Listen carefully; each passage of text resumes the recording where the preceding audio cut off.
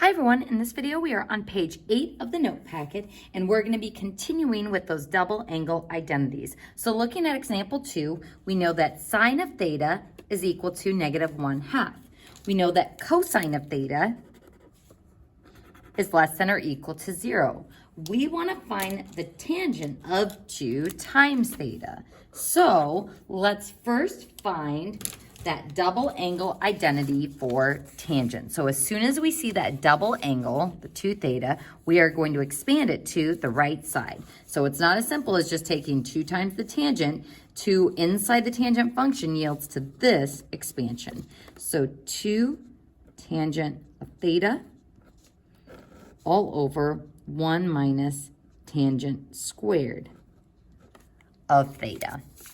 So that's what the double angle expansion will look like. So we need to use this given information to plug into this formula involving theta.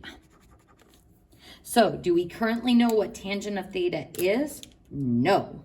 We need to know what tangent of theta is, and tangent theta is sine theta over cosine theta, or you can think of it as the y value over the x value. So let's see if we can use our given information to find it. Now this is going to require a diagram. So let's go ahead and start by figuring out what quadrant this angle is going to be in based on our given information. So first, sine of theta is -1/2. Sine is opposite over hypotenuse. And our hypotenuse, or like the radius in the unit circle, is never negative. So that means the negative goes with the opposite side. So if sine of theta is negative, then your y value is negative.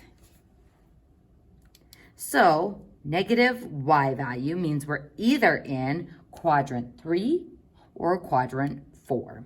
Now it also tells us that cosine of theta is less than or equal to 0. So that means cosine of theta is a negative as well. So cosine is x, so we have a negative x value. So if I have a negative x and a negative y, what quadrant are we in?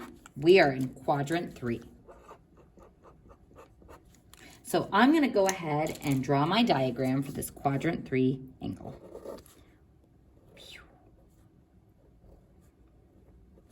So negative x value, we don't know what it is, but I'm going to label it as here as the adjacent side. Now my y value, my sine is opposite over hypotenuse. So opposite would be -1. So here's my negative y. I should have left a little bit more room there. So negative y is equal to -1, and then the hypotenuse is equal to 2. So how are we going to find my missing side or the adjacent side? We're going to use the good old Pythagorean theorem. So negative x squared plus -1, that's my y squared, is equal to 2 squared. So negative x squared is x squared. This gives me 1. This gives me 4. So x squared is equal to 3 square root. And x is equal to not plus or minus, but just minus. Because we know that since cosine is negative, the x has to be negative. So this would be a negative rad 3 because of the quadrant. So folks, this is why on these problems I require a diagram, just because it's a lot easier to see what you're solving for, the signs of what you're solving for. So make sure you are showing those diagrams on this part of the homework. So now that we know x is negative radical 3, we can figure out the tangent of theta that we needed, which is y over x. So tangent of theta, which is what we need for up here, is equal to y over x. So my y is -1.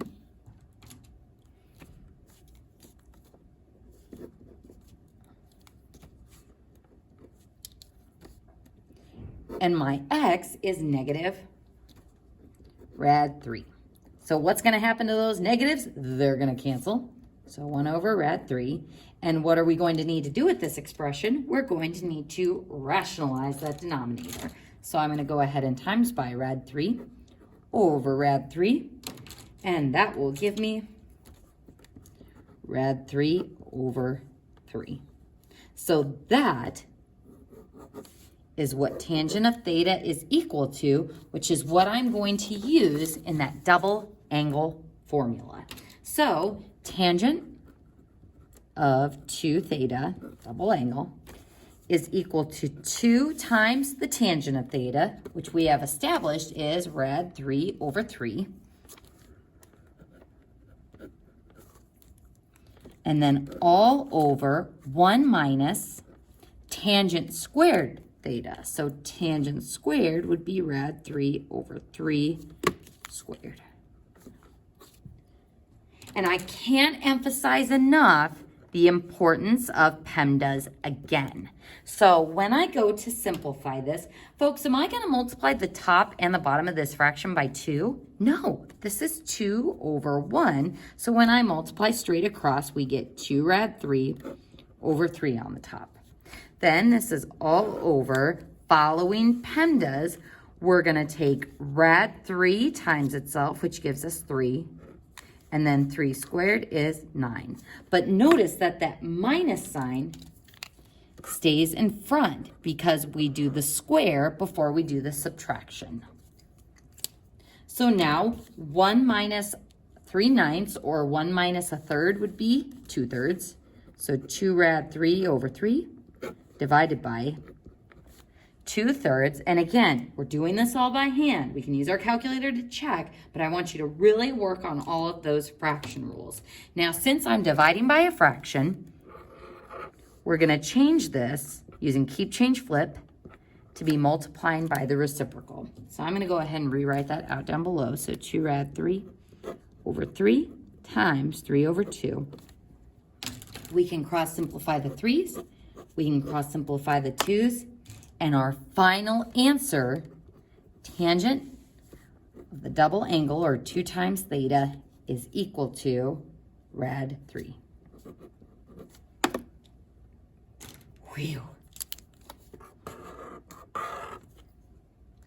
Lots of tricky things with the radicals, with the fractions, with the diagram. These are tough problems, folks, so please make sure you're spending time with these on the homework. If you get stuck, if you're confused on why something is negative or positive, or if you're not getting the correct values, please send me an email and I will walk you through these problems. Or I can even make additional videos that go over parts of the practice set.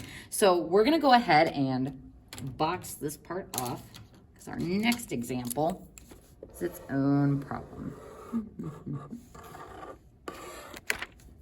All right, so in example 3, we're given cosine of theta is -1/4.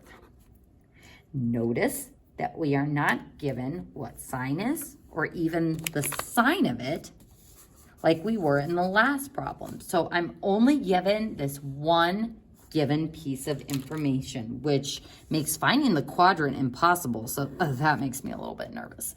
So we want to find cosine of 2 theta. And again, even though it's written without parentheses, this is still the double angle formula. So here's my given information. There's cosine of the double angle. So I'm going to look at my formula sheet and determine which variation I'm going to use, because cosine is the one, and I would actually box these together on your formula sheet so you remember. Cosine is the one where I can choose from any of these 3. You'll get the same answer, but if I use this first one, I'm going to have to try to figure out what sine is, and that's a little dangerous because we don't know what quadrant this angle is in without knowing the sign of sine. Moving on to the second variation, this isn't helpful because it's not using my given information of cosine at all. But this double angle identity will allow me to use 2 times cosine squared of theta minus 1. So I can only use cosine to figure out what cosine of the double angle will be. So let's go ahead and plug in our given value. So 2 times cosine squared of theta. So cosine is -1/4. We're going to square it since it's cosine squared, minus 1. Following PEMDAS, a -4th times a -4th is a +16th. Again, students are always very tempted to distribute that too, but you have to handle the exponent first. Then we'll distribute the 2, which gives me 2/16 or 1/8. So 1/8 minus 1 will be a -7/8. So that's what cosine of 2 theta is equal to. So that one, I didn't need a diagram because we were given cosine, and because we were looking for cosine of the double angle, we were able to use our given information to fully solve it. So some of these problems will be really involved. Some might be a little bit simpler. So again, every problem has its own nuance, so please make sure you are practicing these in every part of the practice set.